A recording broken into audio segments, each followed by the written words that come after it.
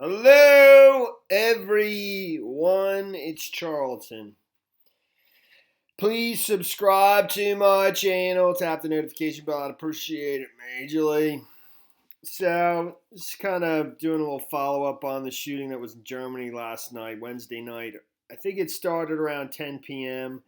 at two different shisha bars, which I think are the same as hookah bars. I believe the first one was called Midnight Shisha Bar. So that's where was some confusion on my own part in terms of like when the shootings actually took place. It's just one gunman. It's been identified, Tobias Rathjen, and that's him right there as well. And I'm not going to play that. That's kind of like one of his videos where he's sort of, I don't know what you would call that. It's not his, oh man, what do they call that? He wrote like a 24 page manifesto, but in that video there, which is 2 minutes long, for some reason, and that was on February 14th, Valentine's Day, so that was Friday, right? I think, yeah, last Friday. Yeah,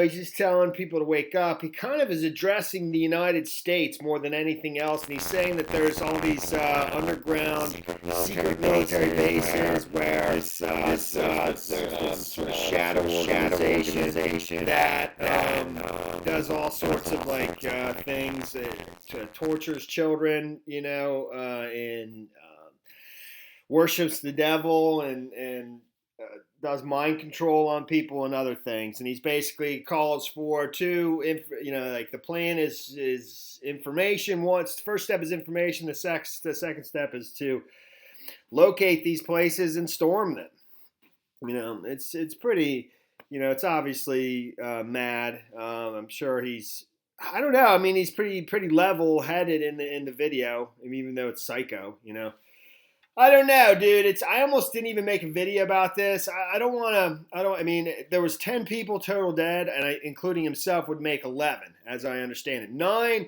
were shot and killed at the two different locations. Five, and one died at the hospital. So 6 died from the first shooting at the Midnight Shisha Bar, hookah bar. And then he, traveled to the next, not far from there, as I understand it, shooting 3 more people. The first place they describe it, he rang the doorbell, gained entry, and just, I guess, opened fire. I don't know what kind of firearm he had, whether it was some kind of semi-automatic thing or just, just a handgun. I don't know. I'm not sure. So, but it's obviously terrible and serious. Most of the people killed were Turkish and Kurdish. I think the first bar was, I think there was a fair amount of Turkish, at the first bar, and the second one was Kurdish, possibly. There might have been a mix in there as well in the first. Not absolutely sure. But I don't know. It's weird. This is not getting a lot of coverage. I mean, I think part of the reason that guy addressed the United States so much in his February 14th video, where it's almost like a call to action. I think it's like his last video before he planned to do this. But I think the reason he singles out the United States was to basically get some media coverage. Get the domestic the U.S. news outlets to cover it. There hasn't been a ton. I mean, at least not on the television. It still continues to be one of the top stories over at Google, but just not a lot of people talking about it. And I almost didn't make the video about it. I don't know why, and I don't want. Obviously, it's terrible if these people died. But there's something about it that's becoming, it's just less sensational than it used to be, which is a good thing, for sure. I mean, one of the reasons that these shootings continue to happen over and over, at least they did for so long, is because of the coverage they were getting. I mean, I think the shooters do it, that's a large motivator as to why they're doing it. And these copycats keep doing it for that sensational effect that will make them infamous, I guess. I don't know. That was a lot of going on and on. So in total, police believe Rathjen. I mean, this is the video right there. Like, I can't even put. I think that you'd get banned on YouTube, or you get the video taken down on YouTube for playing that. I probably won't even link it in the description. I won't. But I did watch it, and it's nothing that major.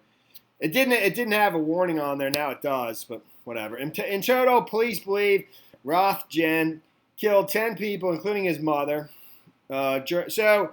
Germany's main tabloid Bild reported that witnesses say Rathjen rang the doorbell at the first location, the midnight shisha bar, and once inside killed 6 people. Those victims were described as 5 men and 1 woman.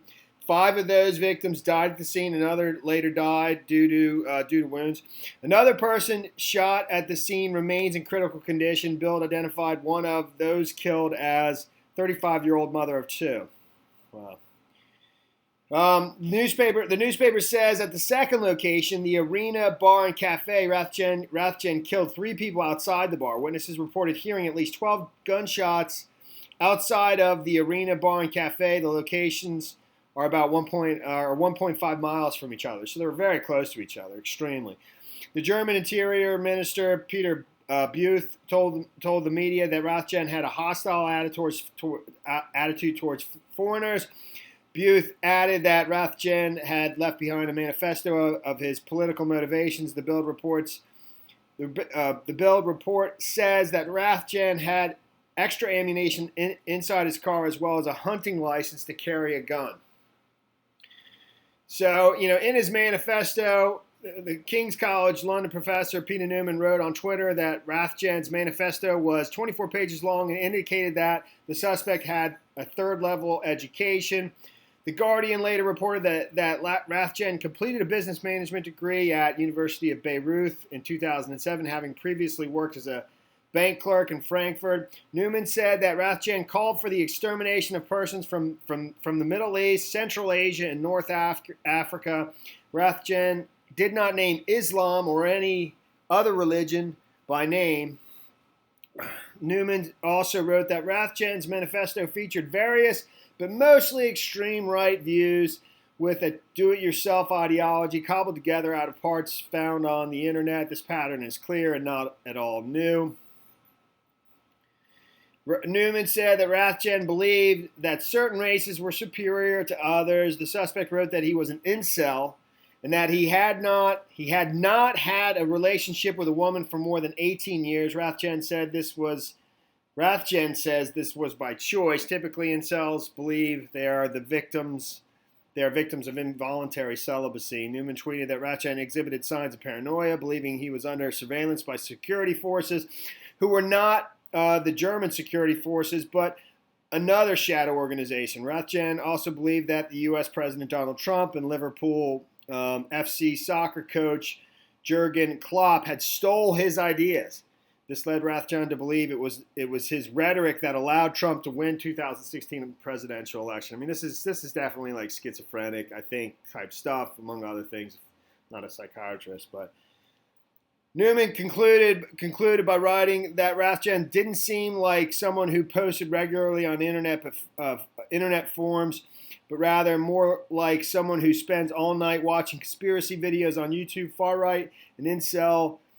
In what seems like a significant mental health issue, I would say so. And that's pretty much the story there. Like I said, I don't know, these stories are just, you don't want to, say that they're getting mundane, and then something even just absolutely horrific happens, to change that.